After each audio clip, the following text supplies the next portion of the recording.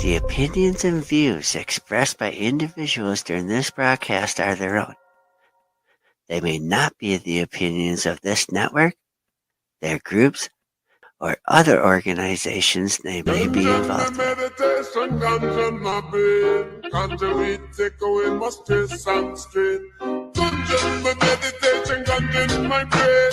Marijuana, take away my stress and pain. Ganja, my meditation, ganja in my brain. Marijuana, take away the stress and pain. Ganja is the medication, ganja is the cure. Police of them a fight the marijuana for sure. Purify me heavens and they make me feel pure. 100 way to Cali, we be bring it on tour. Ganja in the meditation, ganja in my clothes. No offense, I'm smoking marijuana around you. Ganja in me daily, ganja me currency. Ganja is the currency and daily pay. Give me the revelation, it's not to get too much and it's been growing. So now that's why we call it. Well, hello everyone, and welcome to the Ganja News Update for this Monday, July the 14th, 2025, here on NOK Network, and we're at episode 130 tonight. And this is the video news podcast focused on cannabis news being reported in mainstream media. And I'm joined by my amazing joint host, Tara Simpson, right over here, and we are live tonight, and it just so happened to work out. We were live, and I think it's a great time that we're alive. Great time that we're alive. Great time we're live tonight because we're away, both of us, Tara. And okay, good evening, Tara. I forgot to say. Yeah, whole thing. Yeah. What it was a busy weekend, right? We all descended upon Kim's place for the 710 Stoner Games and Cup event on Thursday. So that was, and we didn't get in till, I didn't get in till Sunday night around 7:30, I think it was, by the time I was home here. So it was a lot of traveling and a lot of cannabis and quite a few mushrooms. Oh, yeah. And a whole lot of fun. And we had such an amazing time. But I'm still exhausted. I actually laid down around 4 o'clock today and thought I'll just have a little cat nap. I woke up about 4:30, and then I thought, well, I'll just lay here for another 10 minutes, and then I'll get up because I had to go get my son from work. Right. And next thing I knew, it was 5 o'clock, and I was like, oh shit, I gotta run. I was a few minutes late picking him up, but I did make it. But I was just absolutely fucking exhausted. Right. Yeah, it was a lot of early mornings. Not because I wanted to be up, but there may have been some annoyances in the early hours of the morning. Right.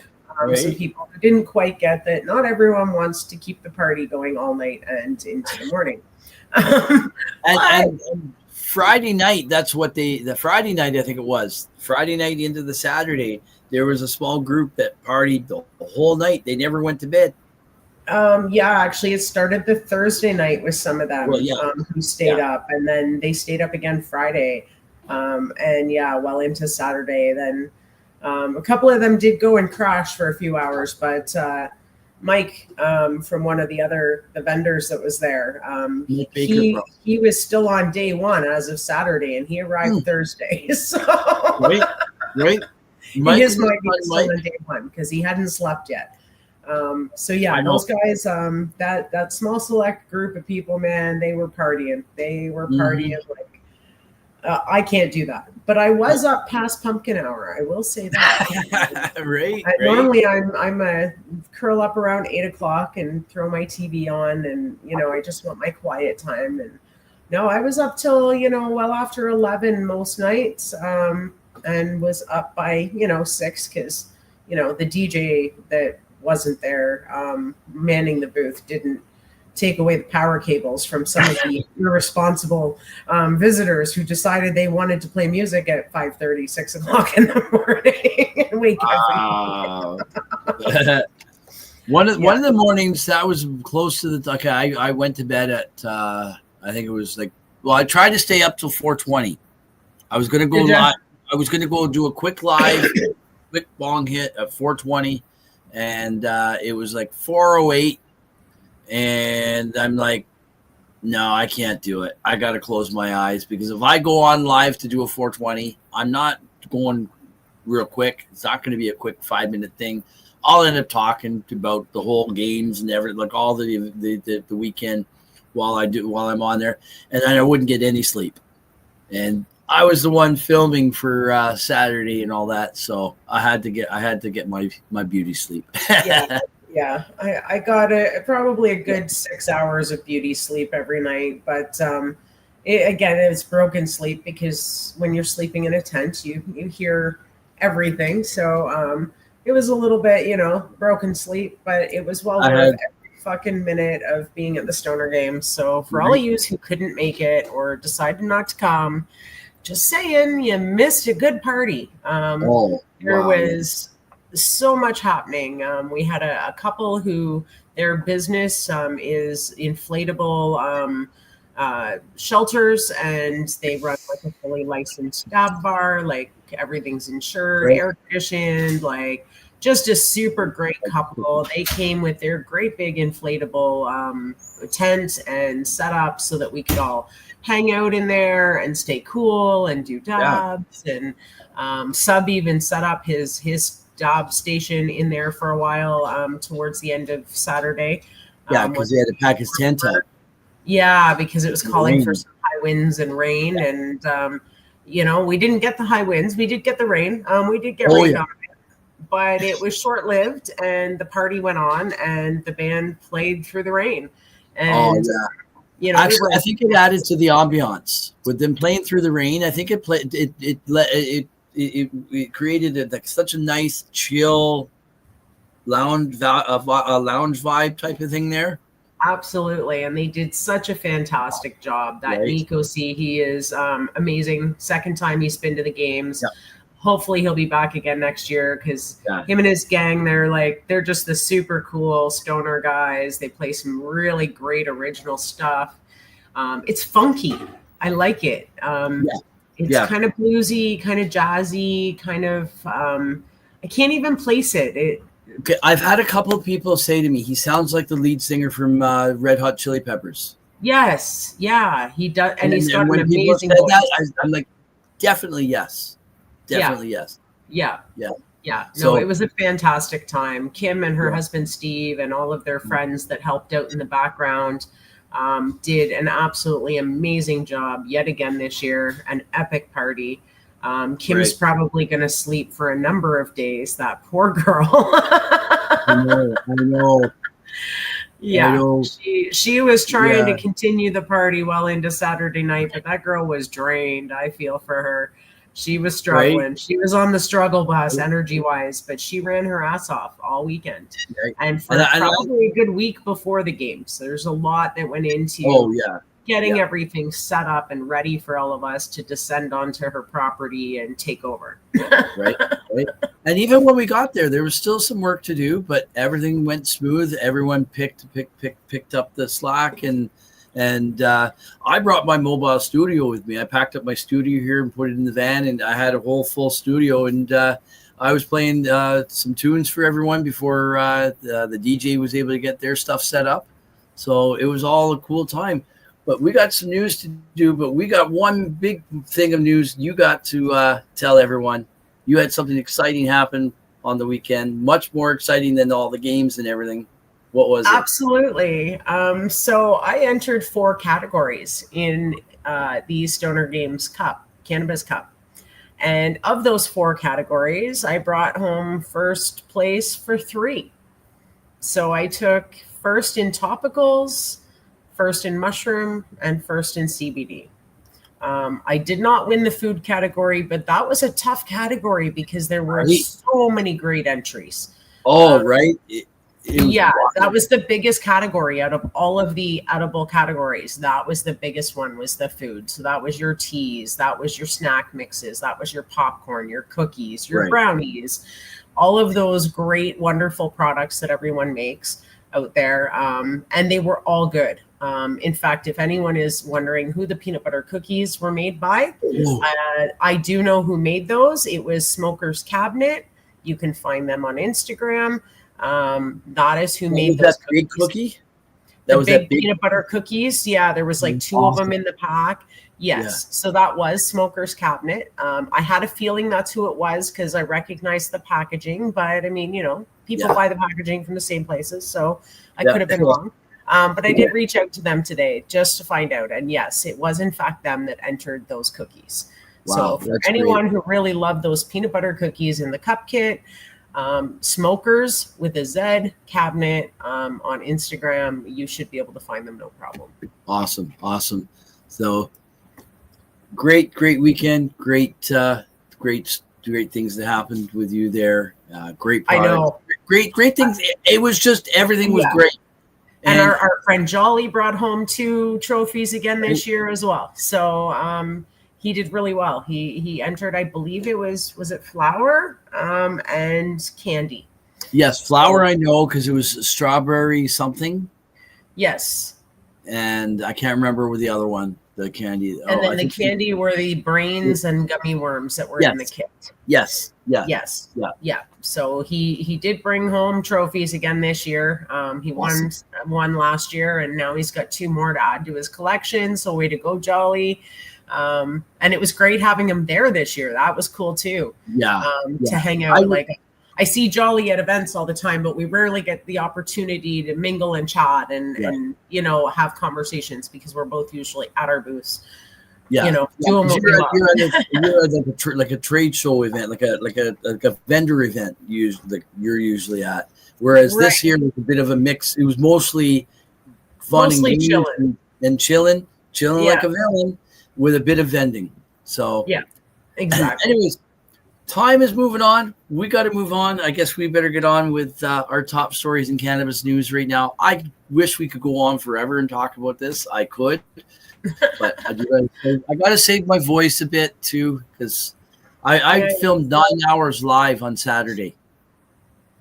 9 hours live on Saturday on 3 different things. Morning show, Facebook Live, and then of course the games and awards ceremony. So anyways, now time for our top stories in cannabis news, and our first 2 stories are ones that we had dropped from a couple of weeks back. Last week, one from last week and one from the week before. We want to make sure we cover them, and we're going to do that tonight. So our first story here, I'll start us off, is coming to us from Hemp Today, voice of the global hemp industries. And this one's a pretty cool one.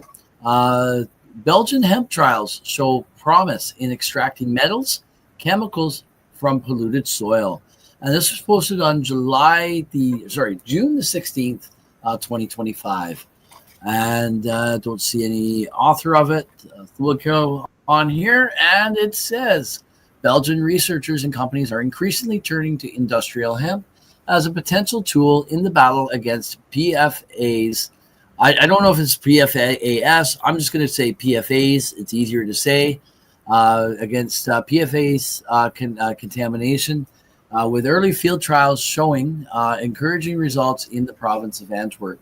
PFAs, per and polyfluoroalkyl substances, are a persistent group of toxic chemicals used in products ranging from nonstick cookware to cosmetics and waterproof clothing. Because they do not break down in nature, PFAs have become a global environmental concern, contaminating soil, water, air, and wildlife. In Antwerp, efforts are centered around historic pollution by a 3M factory, regulatory failure, and recent construction projects that have focused attention on the problem. Yeah, fire site trials at Campus Vesta, a firefighter training center in Rance province of Antwerp. A late 2024 pilot showed that planting hemp could significantly reduce PFAS level in contaminated soil. Within just 3 months, one cultivation cycle lowered PFAS concentrations by 67%, bringing most plots below Flemish legal thresholds. The project used soil additives to enhance uptake, and analysis found PFAS levels in hemp leaves up to 27 times higher than the surrounding soil. No PFAS were detected in groundwater, suggesting the contamination was effectively contained into the topsoil. The project was described by local officials as a milestone for our province and is now being watched closely as a scalable, eco friendly solution for remediating toxic sites. In a parallel initiative, C Biotech, a unit of the Cordial Group, also tested hemp at contaminated fire training site in Antwerp province during 2024. With the help of an undisclosed soil amendment, the company claims to have achieved a 70% reduction in PFAS levels. Hemp planted at the site absorbed large amounts of the pollutant, with plastic tissue or with plant tissue samples showing PFA concentrations 20 times higher than those found in groundwater. Broader applications. While hemp is showing significant potential for PFA extraction, Belgian researchers are also studying its role in managing heavy metal pollution. At UC Louvain, researchers exploring how hemp stabilizes toxic metals in soil through photostabilization said hemp reduces the dispersion of heavy metals.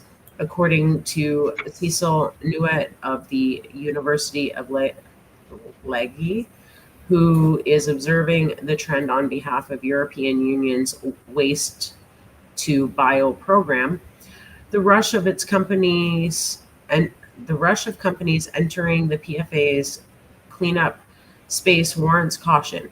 We have to be vigilant with regards to the announcement, Nuet said.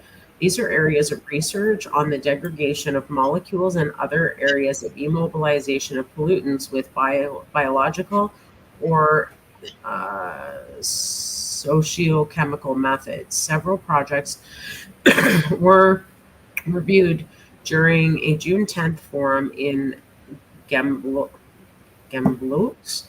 that brought together scientists, companies, and public sector stakeholders to discuss the use of hemp in remediating polluted soils, particularly at sites contaminated with firefighting foam. The meeting, held under Waste to Bio and supported by the Belgian Biomaterials Agency Valboim, highlighted the growing momentum behind phytoremediation strategies using hemp.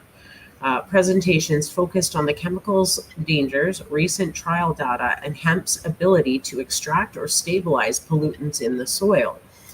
That's pretty cool. Yeah, very cool. And this is stuff that we kind of already knew, but they're actually doing trials on all this. So that's cool. They're getting it's not just someone saying that, oh, this is what it will do. No, they're actually getting the data behind it, right? That's great. What are PFAs? Because they do not break down in nature, PFAs have drawn scrutiny by environmental and health agencies. The toxic substances found in water, air, fish, and soil in many parts of the world have been used since the 1950s to make a wide variety of consumer products, including Teflon, nonstick pans, fast food wrappers, water-resistant clothing and carpeting, and in personal care products such as waterproof mascaras and eyeliners, sunscreen, shampoo, and shaving cream. 3M cleanup project. Perhaps the most ambitious project in Belgium is a PFAS remediation initiative backed by industrial giant 3M, which partnered with entrepreneur Frederick Verstraete to test hemp as an alternative to traditional cleanup methods like soil excavation and incineration. The pilot, conducted on fields contaminated with PFAS near Antwerp, showed hemp could extract harmful chemicals from topsoil and help purify polluted groundwater. 3M facing mounting legal and public scrutiny over its historic PFAS production is funding further large-scale hemp planting trials, and the company said it is also in discussion with the Belgian government over additional environmental cleanup investments. 3M manufactured PFAS chemicals for decades and has been embroiled in lawsuits and scandals globally, including in Belgium, where a tunnel project near its Antwerp facility uncovered high levels of toxins in soil, water, and residents, like people. The company has settled PFAS related cases totaling $123 million in the U.S., but analysts estimate liabilities could reach $30 billion. Verstrete said future efforts will explore not only the environmental impact of hemp remediation, but also whether the harvested straw can be safely converted into building materials like hempcrete. Research from Italy has shown this dual-use model may be viable in heavy metal contaminated sites, though more studies are needed to confirm safe downstream use of hemp grown in PFAS polluted environments. So if I get this correct, they're saying that it looks like they're able to take the contaminated hemp and use that and in the production process for making hempcrete. That's kind of cool. So it doesn't even become a complete waste product. It becomes a recycled product. Right. Unless I'm reading something wrong, but that's what that looks like, that's saying. Yeah. So that's exactly what they're saying is that they can use it to clean up a site and then still recycle it and make it into hempcrete, which then can be used for building. Right. So they don't even grow it and throw it out. They actually can use it. Right. That's cool. So, okay. So, let's see. Okay, carry on here. University researchers in the Antwerp port village of Lilo are also testing the potential of hemp growing for remediation of soil contaminated with PFAS, also from firefighting foam. The village plans to eventually build a new fire station on the site. EU framework support. The Jamblo event was organized under Waste to Bio, part of the EU's Horizon Europe research and innovation framework. Waste to Bio supports the development of high-value bio-based products from agricultural and food processing waste, while advancing circular economy principles by backing hemp-based remediation research. The program aims to accelerate climate smart technologies and provide tools to manage Europe's contaminated landscapes. As PFAS regulation tightens across Europe, Belgium's hemp trials may help define practical, affordable, and scalable solutions rooted not in chemical incineration, but in sustainable agriculture. So that's a pretty cool story. I'm glad we finally covered it. I missed doing it last week. I kind of, the forgetful stoner came out in me. You made a bit of a visit. But we did get it done today, and that was really cool. Really cool to see. Absolutely. So that can really help a lot of contaminated sites, and as well as still being able to produce hempcrete, which we all know is a better building material. It lasts longer. It's better for the environment. So that's just super cool. Right. Exactly. So we're moving on to our next story here. Do you mind starting this one off for us, please? For sure. So this one's coming to us from EdmontonCityNews.ca, and consuming cannabis, creating confusion for Edmonton festivals. Interesting. By Lauren Boothby, and this was written June 30th of this year. Rules around where you can sell and consume cannabis are creating confusion for festivals in Edmonton this summer. While City Councillor Michael Jan says there's a growing interest in cannabis foods and drinks, rules in Edmonton still need to be ironed out. There's certain areas where we have beer gardens just for adults, where we have outdoor festivals, where we have music venues and concerts, where we have folk festivals, where we have others. We need to figure these pieces out where people can go and enjoy in a responsible way, said Vance. There was a cannabis tent at the Fringe Festival last year, but not this year. K-Day also had cannabis plans, but that fell through. The Works Art and Design Festival in Churchill Square has a beer garden. The organizers say that with shifting trends around alcohol consumption, clearer rules for events with both alcohol and cannabis is one spot that would be welcome. Where there's interest, there should be some effort in finding ways how they can be side by side, said Amber Rook, the director of the Works of Art and Design Festival. You'll find a lot of patios at this festival in Edmonton where you can enjoy an alcoholic beverage of your choice. Cannabis, food, and drinks, though, that's another story. We talked to Edmontonians to see what they think, whether that should be allowed.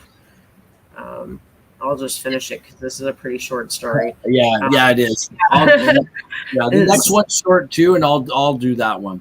Okay, since it's licensed in Canada for cannabis, I don't see why not. Yin Yao says, of course, I don't think so because I'm a zero alcohol person. Rogello Martinez adds, people should be able to do whatever they want. It's a free country. Tanya Kastner says, we come here with children. If it comes to smoking, then the smell might be quite disruptive and discomforting. So I wouldn't really support this. Okay, so I mean, I get their point. Like, some people don't like the smell of it. But some people don't like the smell of beer and liquor being consumed either. But we have beer gardens. So why can we not have a cannabis consumption area? Now, granted, if there isn't a festival where it's all ages, again, it should be licensed 19 plus. Only 19 plus can be in there. It should be put in an area that's, fairly out of the way, so it's not going to, necessarily influence young children who are maybe running around at the festival. But there should be a consumption area, and I don't see why you can't have both under one roof. Yep. Why 100%. Can't we have that? We're 19 plus. We can make a choice as to whether we want to consume cannabis or alcohol or both. Yep. And if you don't want to consume either one there, you don't have to go into the tent. Right. Yeah. Anyways, that was another little short story. That one was one that we missed from last week that we had to take out because of time constraints. But we're not going to skip this one. This is our last story before the break here. I've got another short one. I'll read this one in its entirety because it is fairly short. But this one here says it's from Leafy. And says cannabis use linked to significant reductions in anxiety and depression. New research suggests THC-dominant medical cannabis provides sustained relief for patients with clinically significant mental health symptoms.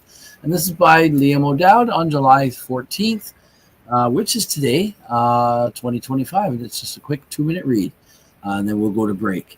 A 6-month study conducted by Johns Hopkins University School of Medicine has found that THC-dominant medical cannabis use is associated with significant reductions in anxiety and depression symptoms, with patients experiencing sustained improvements in their mental health.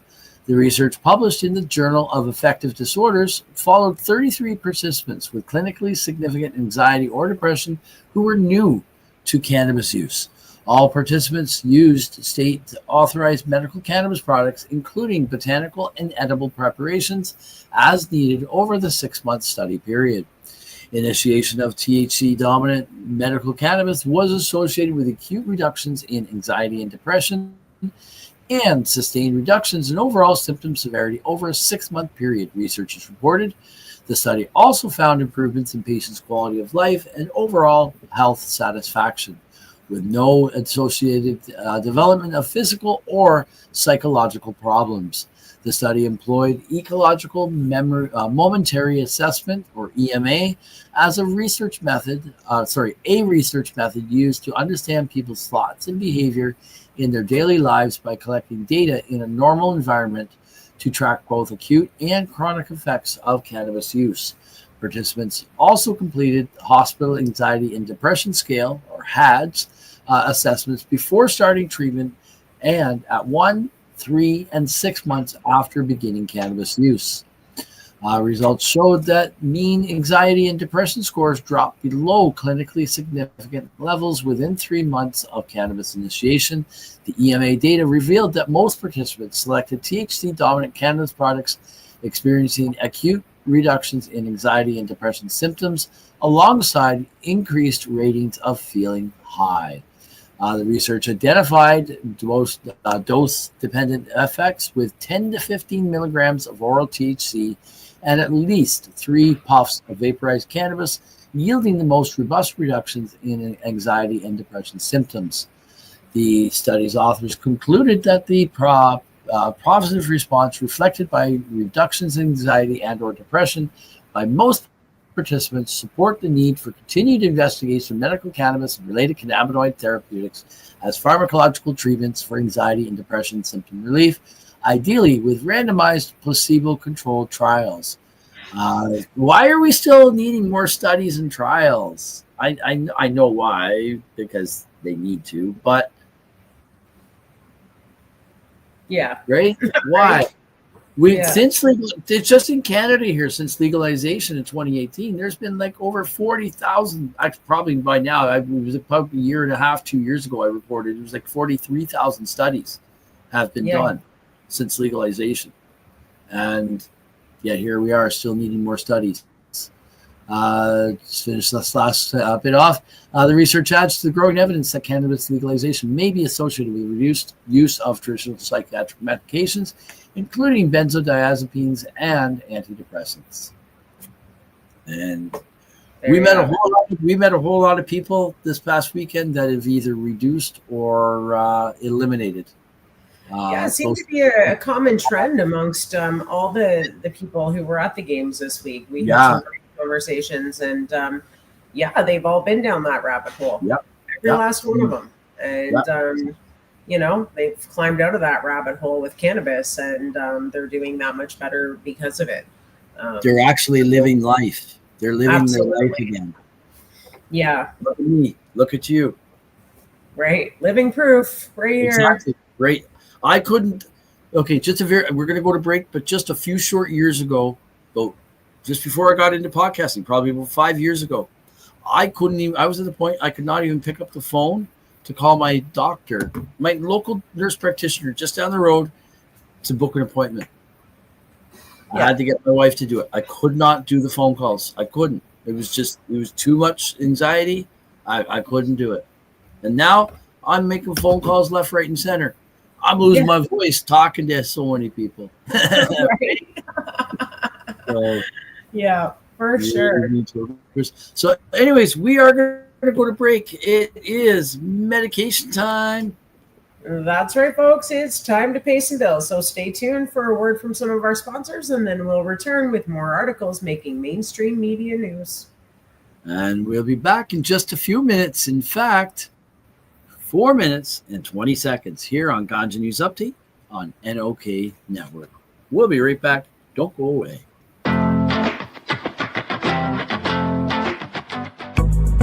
Are you frantically pounding away on your keyboard these days?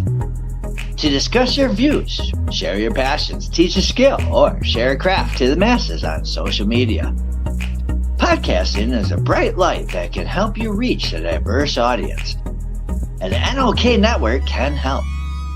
Even if you have no experience, NOK Network will work with you to develop your content to air on our diverse network to reach a wide audience, allowing us to grow together.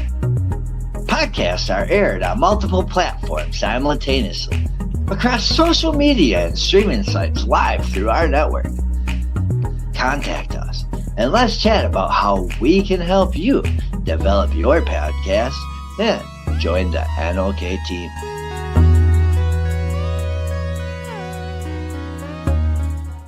Hey, hi, my name is John Mark, aka Sublimator Warrior, and I would like to welcome you to Smoke Signal in Tyndinaga. One dab make your whole dome drip sweat. One dab make the homies all dip set. Smoke Signals, Tyndinaga. Smoke Signals, Tyndinaga. Smoke Signals, Tyndinaga. Ooey, ooey, gooey, that's a sticky dab. Sticky dab. Might just have to put this one on Instagram. Smoke Signals, Tyndinaga. Hold it in, feel it in your wrist. Smoke Signals, Tyndinaga. Check us out in Tyndinaga. 55 Highway 49 in Tyndinaga. It's on the res, and we're open from 10 a.m. to 8 p.m. 7 days a week.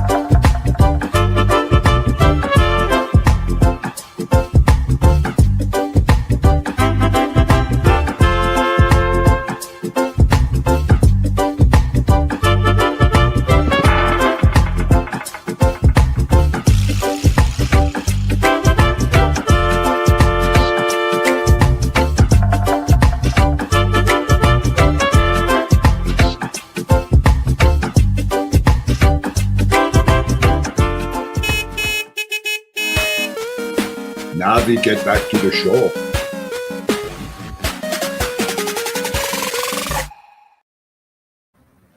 And we're back from our medication session live here on Ganja News Updates on NOK Network. And we have another set of stories coming at you, making cannabis news. So let's get at it. And here we go. And this one here is coming to us from StratCan. And it says Veterans Affairs Canada. Hold on. Yeah, Veterans. Oh, there we go. More than $1 billion in medical cannabis registrations from Veterans Affairs Canada. And this was published on July the 11th, 2025 by Sarah Clark. And that goes on here to say Veterans Affairs Canada reimbursed more than 30,000 kilograms of cannabis for its members in 2024 to 2025, worth nearly $245 million. Since 2011, the program has compensated more than $1 billion worth of cannabis to eligible military and other qualified individuals, which can include RCMP for more than 143 million grams worth of cannabis. The number of veterans covered under the program has continued to increase annually from just 37 in 2011 to 2012 to more than 27,000 in 24 to 2025. In 2011 to 2012, the agency provided $103,424 in compensation for 16,852 grams of cannabis or its equivalent in cannabis oil in each year since, except 2017 to 2018. Both figures have increased along with client numbers. Yeah. So Veterans Affairs Canada first decided to reimburse its first veteran for cannabis for medical purposes on compassionate grounds in 2007. The number of veterans reimbursed for cannabis increased slowly in the years that followed. But in 2014, when Health Canada introduced new medical cannabis regulations, MMPR,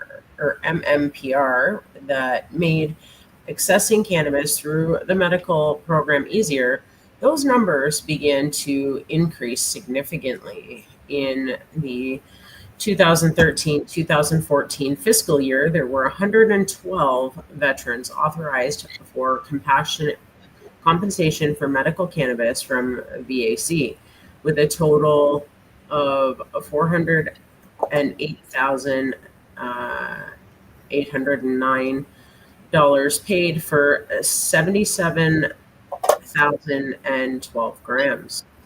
By the following year, the number of veterans had jumped to 628, and the total grams compensated had increased to 494,927 for a total of $5,160,747. Over the next few years, those figures continued to increase at a similar rate from 1,762 veterans in 2015-2016, receiving compensation for more than 20 million worth of cannabis, to 4,474 the following year, with compensation exceeding $63 million. To address concerns with these increases in late 2016, Veterans Affairs Canada changed their reimbursement policy for cannabis for medical purposes and established a maximum 3 grams per day limit, up to $8.50 a gram. This likely contributed to this slight decline in 2017-2018 in reimbursements to just under 51 million, although the gram reimbursement continued to increase. By the following year, the number of clients reimbursed amounts and grams reimbursed all increased again and have continued to do so every year since. Veterans Affairs Canada requires a copy of medical document completed by a healthcare practitioner and a copy of a completed confirmed registration document issued by a federally licensed seller in order to qualify for compensation. While the maximum daily reimbursement limit is 3 grams per day of dried cannabis, or the equivalent in fresh cannabis edibles, cannabis extract, including cannabis oil, and cannabis topicals, there are exceptions made in some circumstances. Purchases are only covered for cannabis sources from Health Canada's Commercial Medical Cannabis Access Program under the Cannabis Act. So you can't go to your local dealer, folks. No. And if you notice, they're mentioning a couple of times concerns about increases in the cannabis being used. What I'd like to see is those same numbers for the prescription costs of pharmaceuticals that these people were taking, and the total decrease in the amount that they're paying out for those pharmaceuticals. Yeah, I think you will very quickly find, my assumption would be that there would be significant savings. Absolutely. And they're either not mentioning it or they're not even looking to see what the numbers are. Right. They're just concerned about the number of increase because they've reduced the coverage to up to only 3 grams a day. That's nothing for most people. For military personnel who have PTSD, they're going to get PTSD from having to go out and pay for their cannabis because 3 grams is not necessarily enough. Yeah. But they can take all the pharmaceuticals in the world and they'll cover them. Yes.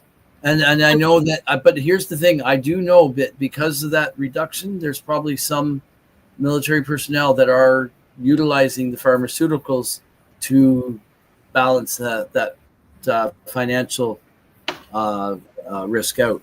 Because very well could be. Yeah. Like, and were they given I can't even talk. And I'm wondering if they were given the option to have an increased coverage amount, if like whatever, like up to say 6 grams a day or whatever, would they reduce their prescription usage more? Right. Is that a barrier to them?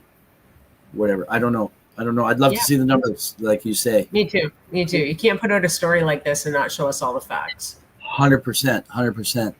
Okay, where did we leave off? Okay.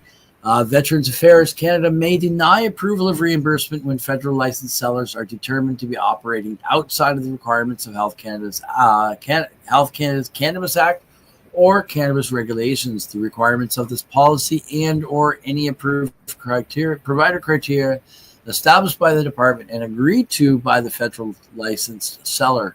In some instances, veterans can also be reimbursed for the purchase of a cannabis vaporizer. The purchase is required to be pre-authorized and prescribed by a healthcare practitioner. Veterans Affairs Canada may also consider other equipment when the device is medically beneficial. What they mean by other equipment? Yeah, I'm not sure. I'm not sure what that would mean. Yeah, I'm not sure. Maybe it's portable vape pens, that sort of thing. Maybe. Yeah. Maybe. Yeah, I don't know. And maybe the consumable. Okay, the I don't know the volcano is one I know that Health Canada covers. There's a bag with that. Does that bag need to be replaced at any time? Do you know? I don't know. So maybe that's also included in that. I don't know. I should find out. See if I can dig out and find that information. Yeah, what devices they mean by that, right? Yeah. And while the number of veterans authorized to be compensated for medical cannabis has continued to increase, the overall number of people registering for medical cannabis in Canada has been slowly declining from a peak in 2019 and 2020. And that's for a couple of different reasons. It's still kind of BS, all the paperwork that we have to go through and approvals and authorizations. I know people that are still waiting several years later for an authorization from Health Canada to be able to grow their medicine or use medicine, cannabis as medicine. And then there's also people that are just like, I can't afford this, so I'm going to go to the black market or the gray market and get my stuff there. Absolutely. That's what I did until I was able to figure out how to grow enough for myself. Yeah. So I think that's where your declining numbers are there. So anyways, that was a pretty cool story there. We're going to move over to our next one, and you can take this one away if you wish, please. For sure. So this one comes to us from mjbizdaily.com. Cannabis industry is sparking a new era of tourism, and this was written July 10th of this year. The cannabis industry isn't about what's happening in stores that sell weed. As more states and countries legalize recreational marijuana, a new niche in the travel industry is emerging: cannabis tourism. From 420 friendly accommodations to immersive educational experiences, the cannabis industry is transforming the way people explore destinations. Here's a look at the businesses of cannabis tourism and why it's a hot ticket for entrepreneurs and travelers alike. Cannabis tourism is no longer a fringe market. It's a rapidly expanding segment with significant economic potential.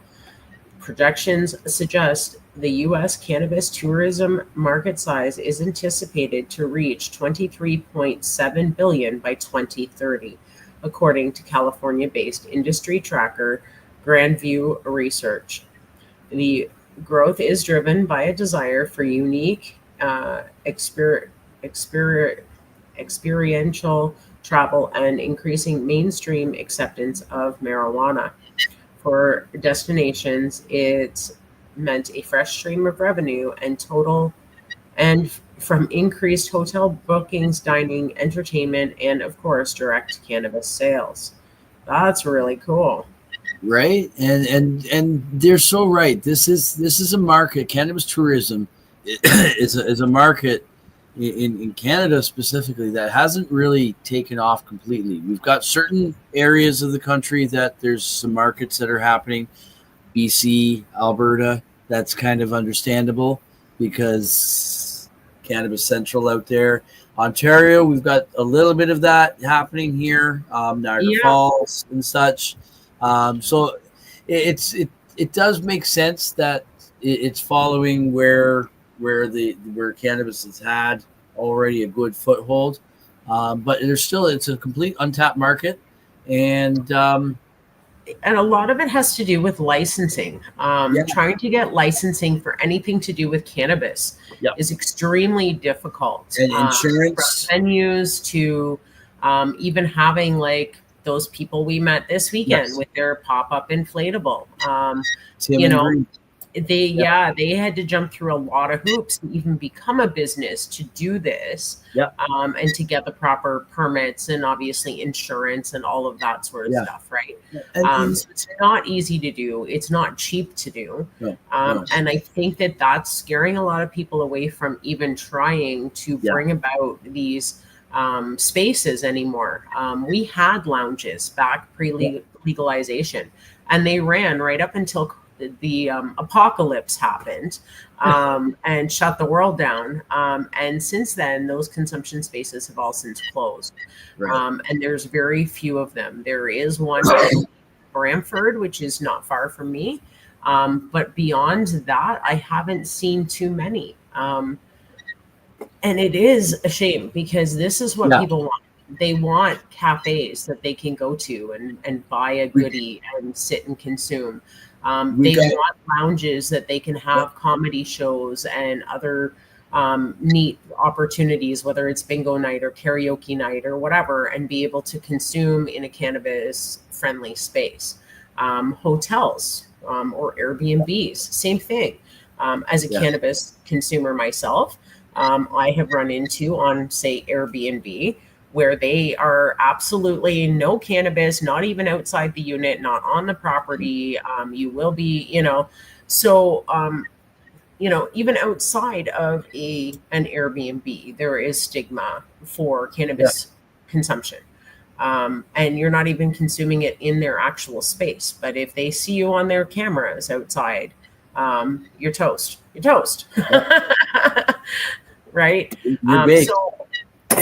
So if I'm of that mind that, hey, I want to be able to go to an Airbnb and consume, maybe not inside, but at least on the property, I'm sure there's a whole lot of us that would like that opportunity, and people coming from other countries who want to come to our country as consumers would be looking for those same opportunities. Exactly. It's like we got bars and coffee shops all around that people can meet in and socialize and consume their favorite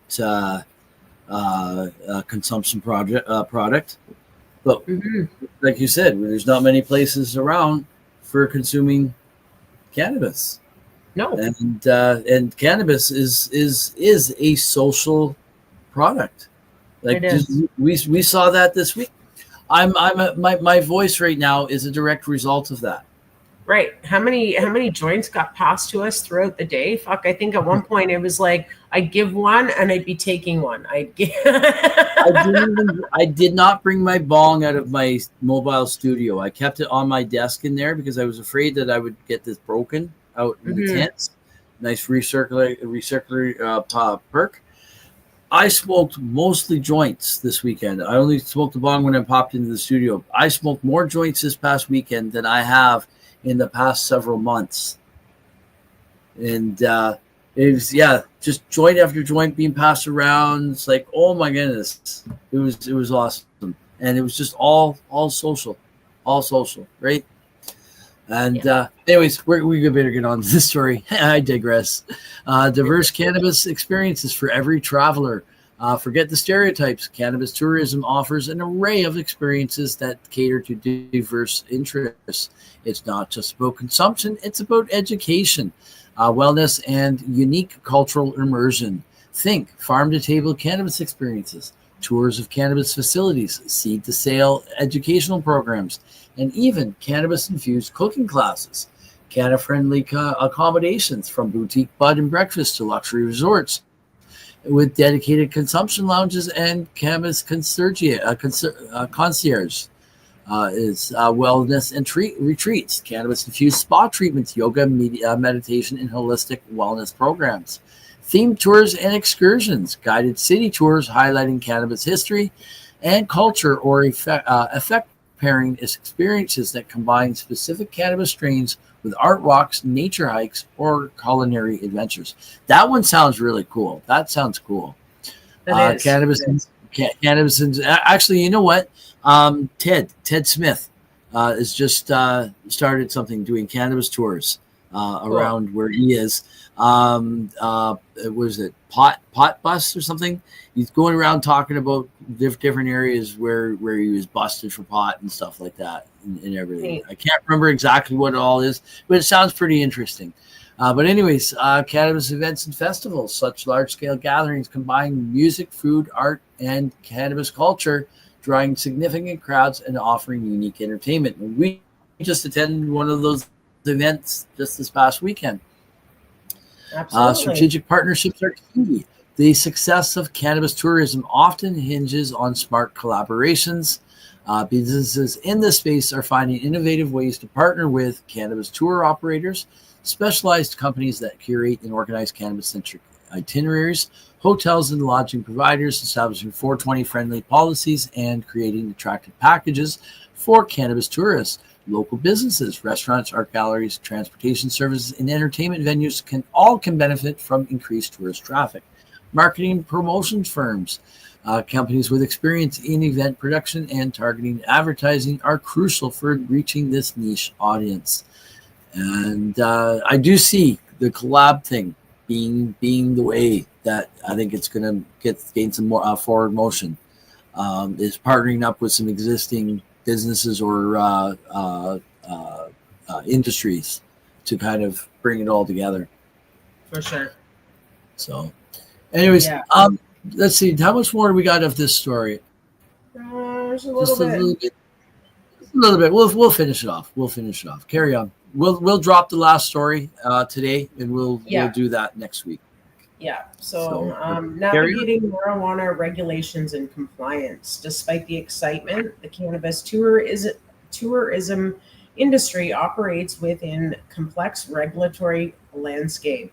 Federal prohibition of marijuana in the United States means that laws vary widely by states, creating challenges such as banking services. Businesses must diligently adhere to strict licensing and operation requirements for retailers, lounges, and tour operators. Age restriction, ensuring all participants are 21 or older. Public consumption laws. Many areas still prohibit consumption in public, even if marijuana is legal for purchase. Marketing and advertising restriction. Cannabis businesses face limitations on how they can promote their product and services, often requiring creative lifestyle marketing rather than direct product promotion.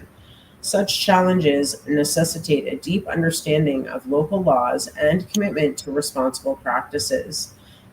Building global cannabis brand recognition. Cannabis tourism isn't just a local phenomenon. Destinations such as Canada, Amsterdam, and various U.S. states have been known for their progressive marijuana laws and are attracting travelers from around the world. By embracing cannabis tourism, businesses can expand their audience, tapping into a wider pool of national and international travelers, enhance brand visibility, gaining recognition as innovators in a new and exciting industry, drive repeat business. Positive experiences encourage word of mouth marketing and future visits. contribute to community development, increased economic activity, job creation, tax revenues can benefit local communities. The business of cannabis tourism blossoming, offering opportunities for both consumers and entrepreneurs. As the legal landscape continues to evolve, this vibrant sector promises to redefine travel, offer unique experiences, and foster a new era of exploration. This is one side of cannabis that I'm excited to see build and for sure expand, because it's an untapped market. There's just a little bit stuff here and there, but nothing on the big front of it. It's just all, and like you said, regulations, licensing and regulations is what's holding a lot of this stuff up. Yeah. So, and what doesn't help with regards to with the actual smoking of the product is you've got provinces that have different smoke acts. Like Ontario has the Smoke Free Ontario Act, which that presents some challenges too. Absolutely. So who knows? Maybe there might be able to be some room for some of those regulations to bend to allow certain things. We shall see. Absolutely. We will find all that here on recording here on NOK Network. Yeah. Ganja update. So I guess that's the end. We're going to do the last story that we had picked out. I know we said we weren't going to drop any stories today, but shit happens. I'm tired. I only had about 5 hours sleep that whole weekend. Yeah, I hear you. I'm burnt right out. I'm tired, and I still have stuff to do before I can go to bed tonight. Same here. I still haven't even fully unpacked my van. My coffee table is still out there, so I had to drag a cooler in here to raise my power bar up so I could charge my phone, so it could reach the phone on my desk, so I could use it during the show to scroll through the stories. I hear you. Yeah. So I've still got a few things out there. My big TV's still out there. A folding table's still in the van. So I'm just going to leave all out till tomorrow probably. I'm probably going to crash into bed early tonight. Yeah, everything is out of my vehicle, but nothing's put away yet. Yeah, this morning when I got home, I just left everything in the van. I just came home, pulled in, got out, just grabbed my wallet, my keys, and my phones, and came in. And I went out this morning early to grab just a few bags and my laptop and stuff to get the show started this morning at 7. So, it's my desk over there. I have a show tomorrow. My desk at Grow 420, my desk for it is completely full. I think I might actually just do my show here tomorrow because I'm not covering my cannabis grow tomorrow. I'm just going to be talking about the Stoner games. Wow. We're doing a special episode, and So anyways, I guess that's it, folks. So thank you for joining us here this week on Ganja News Update for another great set of stories here on NOK Network, and for tuning in to our video podcast on NOK Network's Rumble and YouTube pages, as well as several of our social media sites. Jeez, I'm tripping over more words. We hope you've enjoyed your update today on mainstream media coverage of cannabis news and information from around the world. And of course, many thanks to our sponsors and for making this show to our sponsors for making this show possible, and to thank you to my joint host Tara Simpson right on over here, and to you guys, our listeners, for joining us each week on Meducation Mondays with Ganja News Update here on NOK Network. Good night, folks. We'll see you again next week, Monday night, July the 21st, 2025 at 8 p.m. Eastern Time. We'll probably be back to a pre-recorded show instead of live. It's been a great time live with you guys tonight, and good night. We'll see you next week. Cheers. Ganja my meditation, ganja my brain. Ganja weed take away my stress and strain. Ganja my meditation, ganja in my brain. Marijuana take away my stress and pain. Ganja my meditation, ganja in my brain. Marijuana take away the stress and pain. Ganja is the medication, ganja is the cure. Police of them a fight the marijuana for sure. Purify me heavens and they make me feel pure. 100 way to Cali, we need bring it on tour. Ganja in the meditation, ganja in my clothes. No offense, I'm smoking marijuana around you. Ganja in the daily, ganja me currency. Ganja is the currency and daily pay. Give me the revelation, it's not to get too much credit and growing. So let the